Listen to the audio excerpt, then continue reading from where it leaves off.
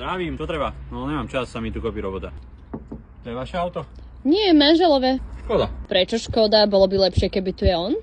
Škoda, že máte manžela. Nárazník, ten by som vymenil hneď. Ten váš nie, ten vyzerá v pohode.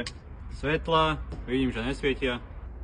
Sviečky, ste kedy naposledy menili? Motor, to vidím, že to menil amatér. Nikto to nie je schopný, jak my v tomto okolí, to si zapamätajte. Olej, celé zle, katastrofa. Olej? Veď sme ho včera menili. Není možné. Ja vám ho vymením, bude lepší, pôjdete rýchlejšie, svižnejšie. Nebojte, teta. Skontrolujem aj váš podvozok. Prosím? Však to auto, ne, čo si hneď prchká, ne? Slečná, pani, je tu strašne veľa roboty, nemám na to čas teraz. Nehajte mi toto auto, nehajte mi pracovnú dobu vášho muža a ja vám ho donesem domov, nebojte. Materiál bude tak 500, robota 300. Máte 1000 eur, priateľskú sumu, že ste pekná. A dáte mi aj bločík? Bločík? Čo si policajt? Bez bločíku. Ste normálna? Páčite sa mi. Máte odvahu.